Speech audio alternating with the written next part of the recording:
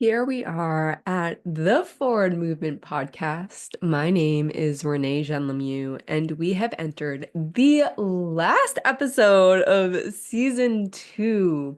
Season two has been all about education reform and restoration.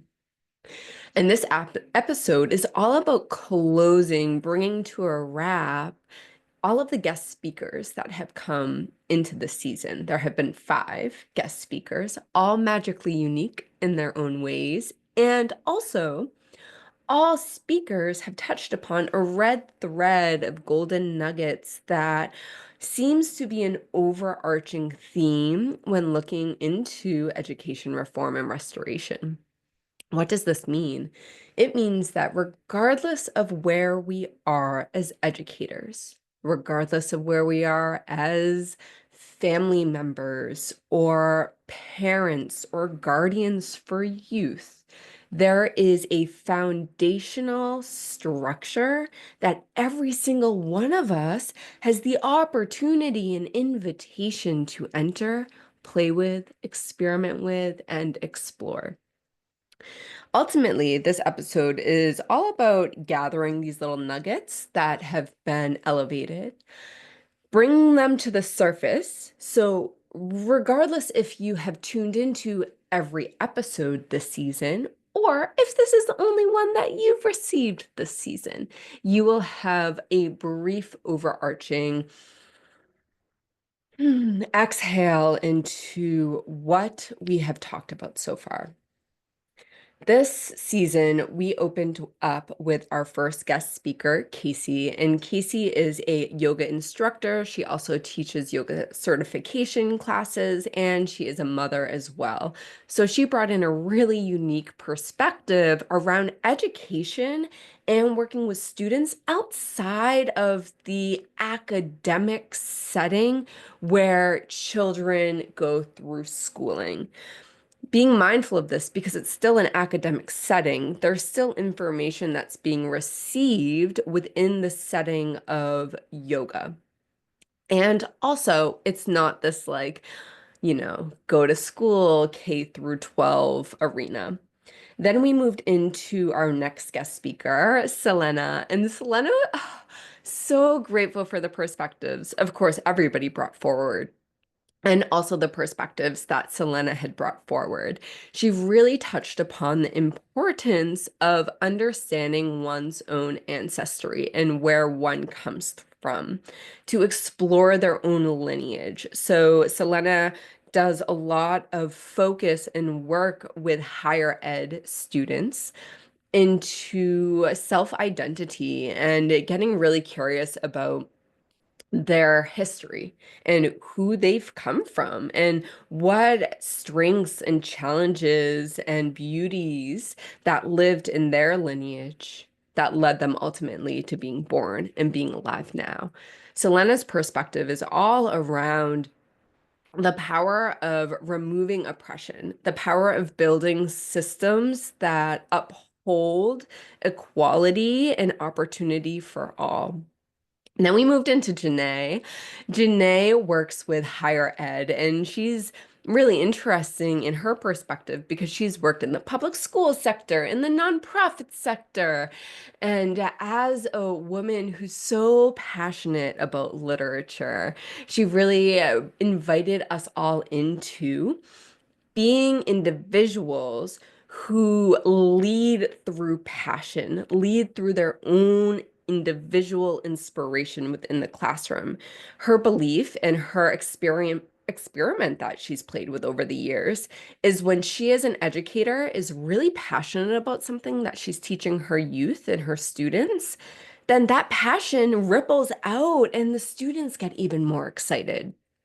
She talks about even how within the setting and the structure of being in a public school setting or any setting really, there's standards and there's procedures to uphold, and there are certain paths that we really must honor and focus on. And also, she talks about how there's always opportunity to advocate for what you want to bring to the table. Then we have Sally. Sally works primarily with the early childhood sector and age group. And also, she was an educator in the public sector for a very long time, and now she's in the private sector working with a very, very small group of youth in a little cottage setting. She really, truly, wholeheartedly, with her whole being, advocates for play-based learning and child-led learning. Sally, who totally honors, respects, and celebrates the public school educator, also offers opportunities for public schools and educators to integrate small micro changes into their daily structure and community in classrooms that invite in child-based and play-based learning. Then to close up our guest speakers, we had Haley come on board. Haley is a colleague of mine, and we work in the Montessori school setting. And Haley's been in the Montessori school setting for many years now. So she elevates within, once again, that early childhood sector the power of being in a Montessori setting and very much listening to the child, witnessing their cues, being led by the signals that the child is offering us. So now that we have that overarching expression of what came through for each guest speaker that we had this season, we're going to dive a bit into each golden nugget and how this red thread can be implemented, and not even implemented, honeys, how this red thread most likely is already playing out in your classroom, in your home, and also in your personal lives. The first aspect that we're going to look into is play and passion. Specifically, Janae, Selena, Haley, and Sally all brought in this essence of play and passion. And I'm also going to say Casey too, because Casey has the passion of the yogic philosophy, even beyond the asanas, which is that physical limb of movement, just one limb out of the 8 of yoga. So Haley leads with passion and play, and also Casey does as well.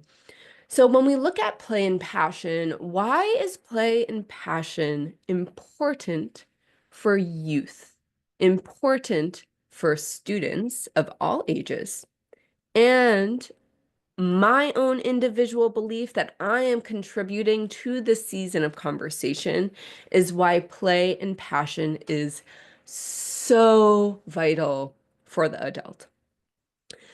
Because when we look at the youth, play and passion comes naturally. That's their natural essence. You know, we see them. We see them in their natural habitat with their peers or on their own, and their imaginations run wild. They're all about the realm of imagination and playing and sensory experiences. They're all about that beautiful innocence of exploration and experimentation. They are naturally little scientists of the world, showing us adults how to engage with this one unique life that we have as we are human. So yes, the importance of fostering and underline, bold, italicize, make different colors the word of fostering is because it's already innately with them. And we as adults, whether we're educators, guardians, family members, whomever we are, community members, we are here to cultivate environments that foster the access that is naturally moving through them to play and to lead with passion and experimentation. If you feel so inspired, trickle back into the previous episodes of this season and you will see this red thread that moves through regarding this specific topic.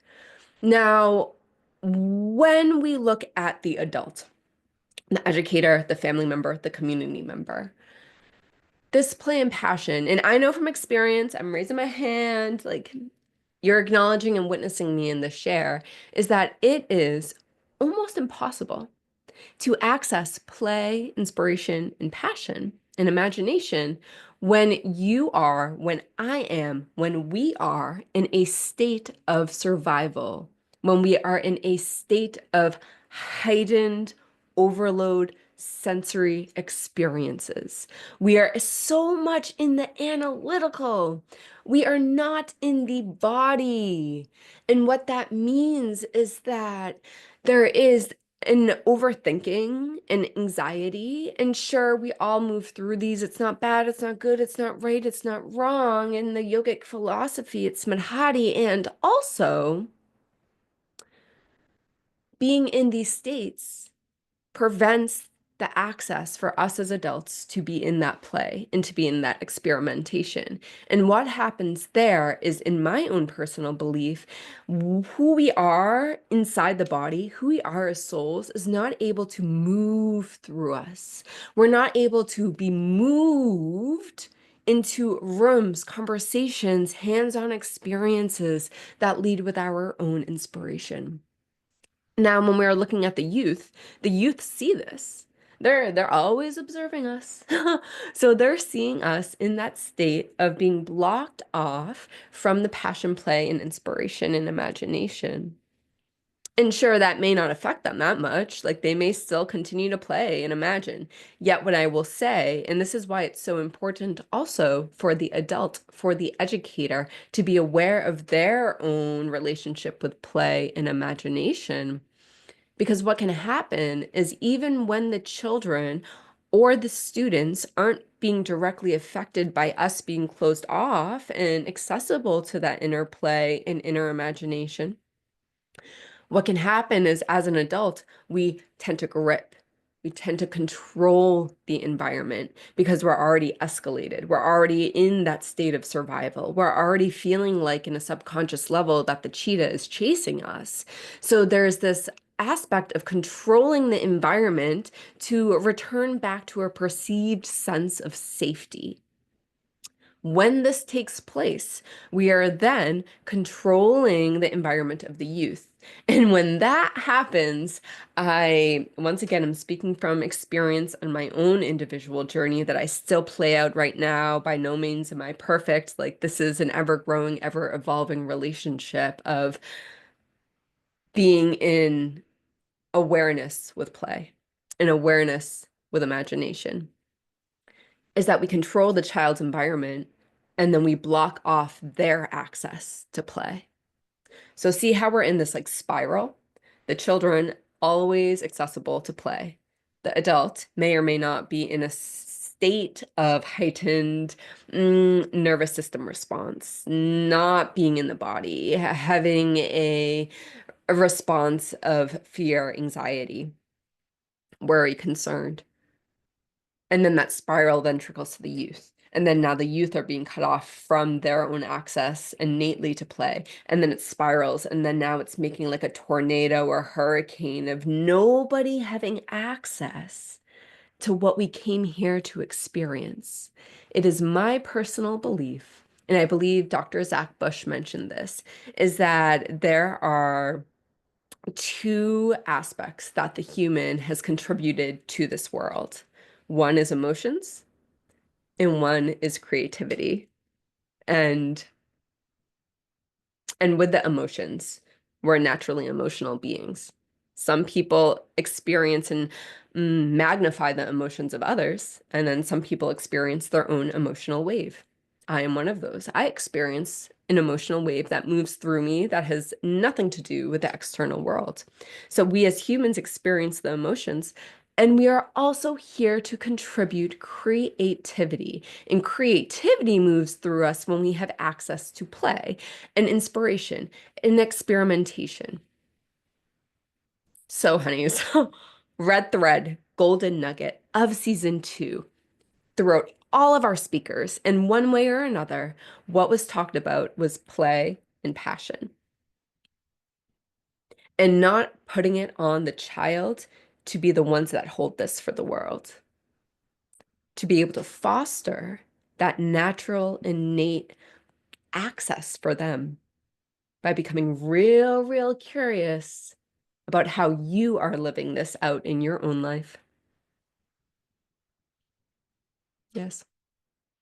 And if play comes hard for you, or if creativity comes hard for you, or if you find that you are in a survival state, may you remember that you are here, and may you remember that your contribution, simply by being you, breathing and living and rising every single day to be back in this form of being a human, is the contribution itself. You are here for a reason, and it doesn't have to be a reason of massive magnitude, of changing the world or having all these followers or creating a successful business or having a name for yourself or leaving behind a legacy. Like, yes, and as Janae likes to say, and I like to say along with her, yes, and all that can be beautiful.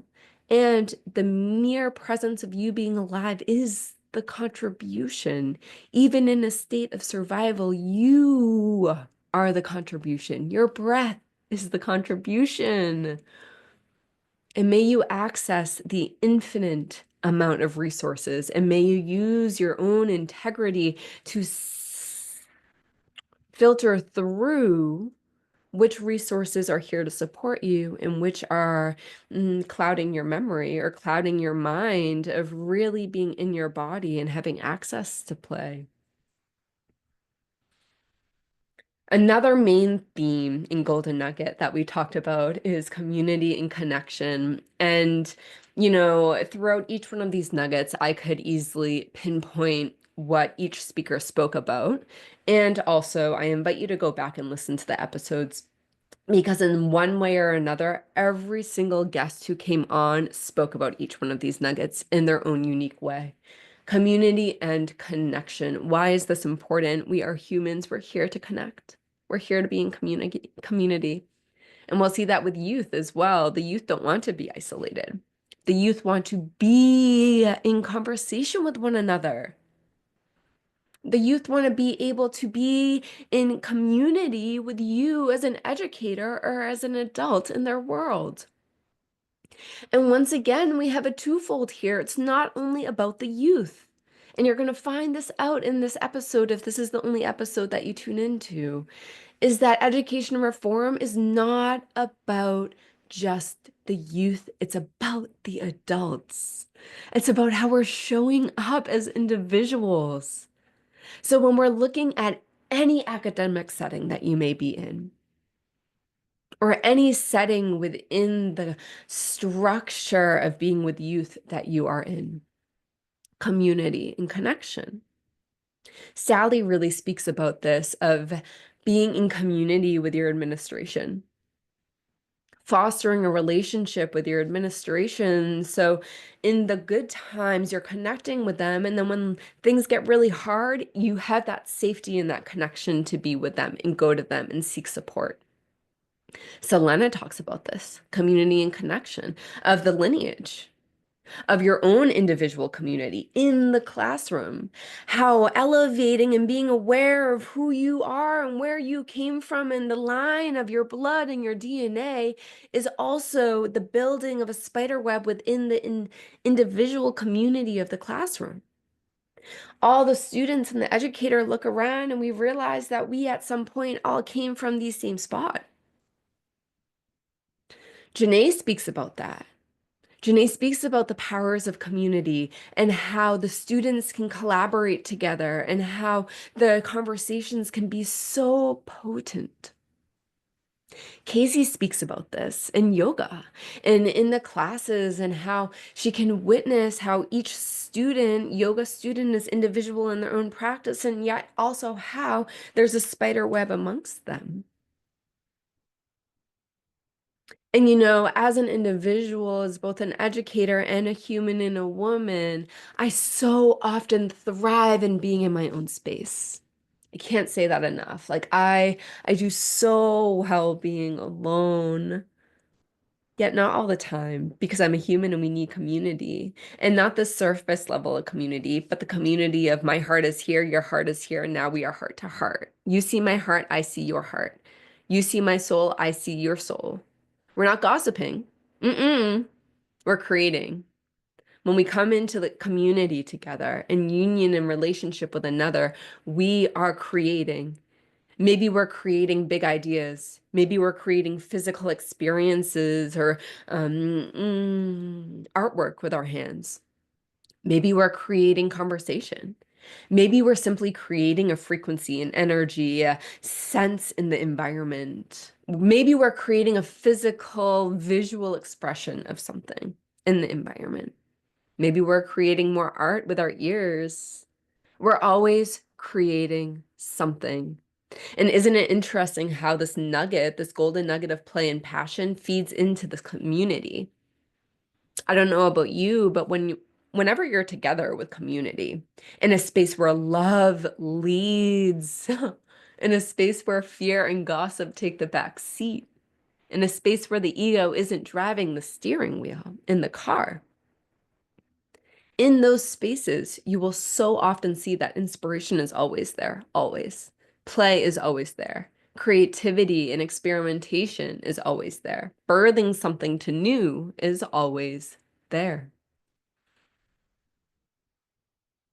So, regardless of what environment you are in when working with youth, even in the public school sector, even in a private school sector, even if you find that there's gossip everywhere, drop into community. And as Janae says in the episode, in the conversation we had earlier this season, if you find that you, and Sally says this as well, if you find that you are not in the environment that feels good for you, if you find that you are in an environment that is stifling, constricting, blocking off your own unique access and birthing of play and inspiration, then find somewhere else. Open your heart wider and find somewhere else. Be brave, lead with bravery. And maybe, I'm just going to throw it out there, maybe you get off. Maybe you have some type of like a turn on inside. Maybe you get excited about being in a state of gossip. And if that's the case, like you do you, you know. And if I called anybody out there, I say that with love because I promise you, I have been in that space. And I still find myself in that space of venting, and then venting turns to gossip. But the more we are aware of this, the more we're able to redirect. And when I say turned on, when I say feeling like that turn on inside, may you remember that that is more of an emotional brain signal of, I like this, let's keep going. I like this, let's keep going. Your body is responding to, yes, let's be in this pattern that is stifling the creativity. The next golden nugget on this glorious red thread of education reform and restoration is centering the child and student. This is really interesting because you're gonna see another golden nugget coming up very shortly after this, because we have four golden nuggets we're gonna focus on. Is centering the child and student. So how often, as you as an educator, or you in the community, or you as an adult, center yourself? In other words, how often are you the one on the stage with the mic? In other words, how many hours do you have in a day where your voice is on and the child is there to listen? And may this not be bad. May any judgment be let go of. Because the thing with this pattern, this creation that has been built in, is that this is what we were taught. This is what we experienced as students, as youth, depending on what academic setting you're in. We're not talking about homeschooling, you know? And I don't want to even say that because I don't know what people's experiences are in homeschooling. Everyone is so uniquely different. Specifically when looking at a structured group community, standardized to some extent experience for youth, you may find that the adult is centering the self. Have we forgotten, or have I forgotten? Have you forgotten the wisdom that the child holds? The eyes are tearing up a little bit because it's so beautiful. So beautiful, the amount of times I open my heart wider to the gifts of the child. And I'm reminded, oh my gosh, this world is beautiful. These little honeys are showing me so much. There's such abundance. They come to me and they ask why, why, why, why, to the point where I don't have an answer. And then I ask them why. And then they say, I don't know, or they give me the answer. We're in a constant state of inquiry and wondering because they're leading the way, they're guiding the way. Such an abundance with their creativity. They're always offering me gifts, always. And sometimes it's scribbles on paper, and sometimes it's really elaborate creative expressions. And each time I'm like, wow, thank you. Thank you for thinking of me. Thank you for loving me. Thank you for gifting this to me. There's an exchange taking place here when we center the child, when the child is centered. They feel respected. They are respected. It's not an adult talking to a child. It's a human talking to a human. What are some ways that I individually explore this? When I am speaking with children, I do my best to get down on their level. And this is like working with Youth 101. You get down on their level. How often are we doing this? When I greet the youth every day, granted I'm with really small honeys, little early childhood up to 6 years old, but we are eye to eye. We are eye to eye.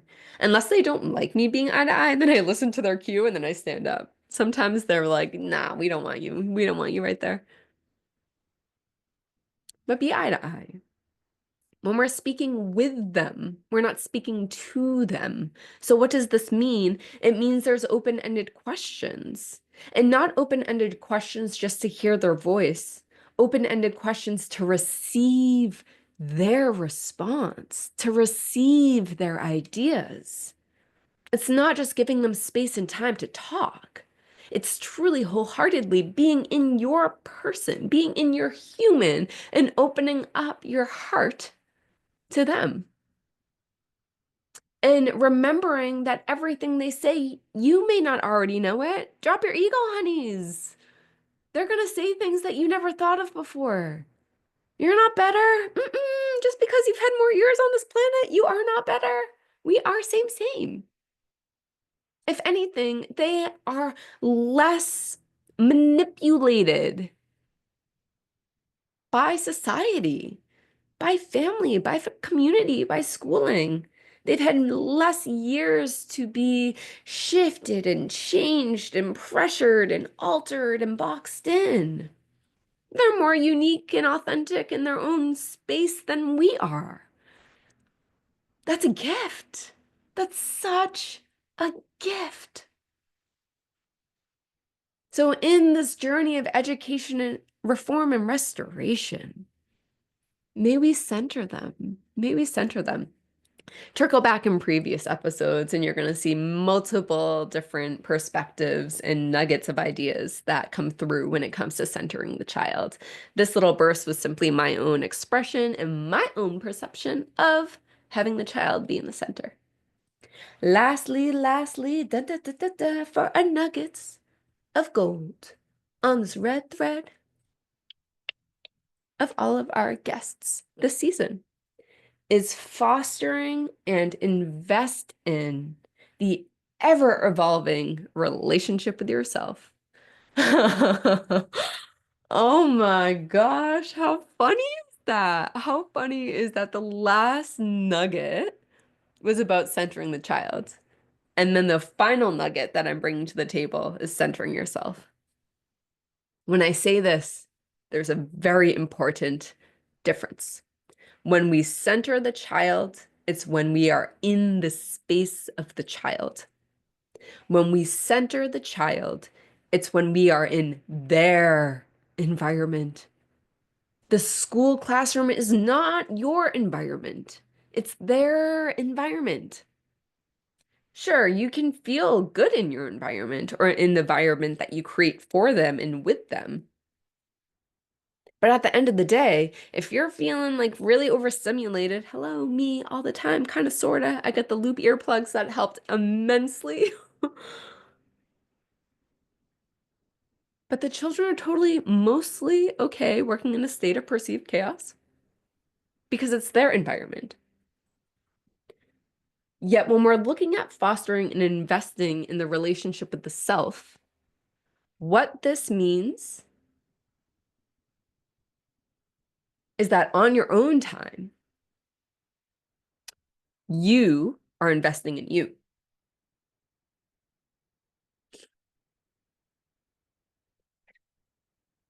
And what a brave journey that is. Honeys, I'm going to be honest, it's so much easier to flow with life. It's so much easier to go with the grain.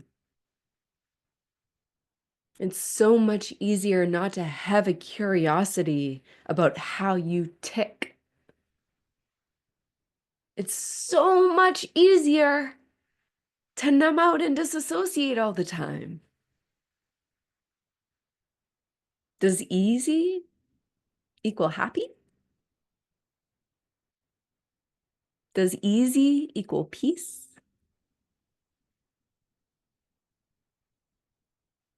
If you're not driving, if you're in a space to close your eyes, I invite you to close your eyes for a moment and I will do this with you together.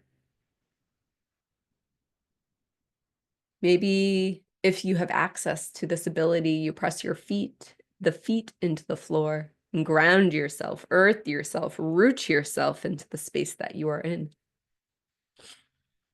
Your body, you're in the body, you are with the body. Maybe you hug yourself, as I so often love to do.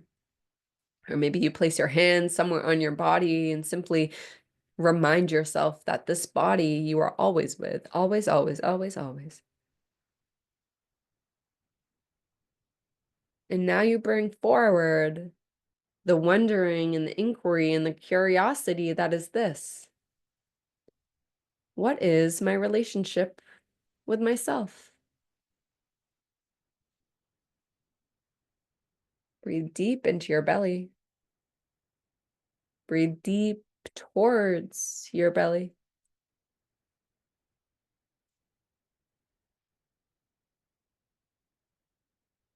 And maybe an answer came through, maybe not. Maybe you roll your chin one way to the other.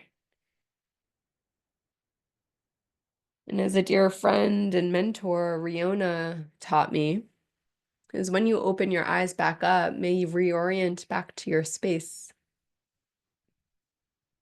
And as a dear mentor, Keone Hanale, taught me, may you see that space and acknowledge this. Are you in immediate danger? Is there a threat of any kind? And if so, may you be safe. And if not, you are in your body. And if you're watching this on the screen, your eyes can come back to the screen now. And if I'm in your ears, may you simply still witness and receive all that's moving around you. And regardless of an answer, if there was even an answer that came up with the inquiry of what is your relationship with yourself, may you utilize that as simply feedback for yourself. Because, honeys, this journey is one of bravery. And I'm going to tell you this right now. It's infinite. It's ever evolving, ever expanding. You're like a rose. Petals opening. And right when you think there's no more petals gonna open up, another petal opens and another petal opens and another petal opens. You're always discovering new aspects of yourself. And to tie this journey in of having a relationship with yourself to every single other nugget that came before. Before this was centering the child. Having a relationship with yourself means that you can let go of your ego means you can let go of need of control, means you can let go of having all of the attention, means you can let go of getting that feedback of you being smart or you being passionate or you having a contribution. You can let go of anything that puts you in the center. Because you know at the end of the day, you are an expression of love, period. You don't need to do anything. You don't need to try anything. You don't have to work hard. Simply be you from your heart. Then we bump back another one, community and connection. When you foster the relationship with yourself that is ever expanding, ever evolving, and infinite, you're going to have community there and you're going to have connection. Because if you don't have community to collaborate with and talk with and process with, then it is one of the most isolating journeys ever. Because it's already isolating to begin with, because you're already a black sheep. You're already going against the grain. You're already in a very small percentage of humanity. It's my belief in this moment in time that that percentage is growing larger and larger and larger and larger and larger with every breath we take as humans. And also, it's still a small pool. It's going to be isolating and it may be lonely. So to have that community and that connection there is so essential. And then we bump it up one back to the first nugget we came across, which is play, passion, and inspiration and imagination. When you have a relationship with yourself, that ever evolving, ever expanding, infinite relationship with you, then you will find that play and inspiration is not only the ways in which you move through this world, but it's the ways in which you contribute to this world. May we always, always, always remember that life is not here to be so serious, as dear Keone Hanalei says. Life is so simple. Sure, this is coming from a woman who is white, who holds many privileges, and I acknowledge this. I acknowledge that my immediate environment, I am in safety.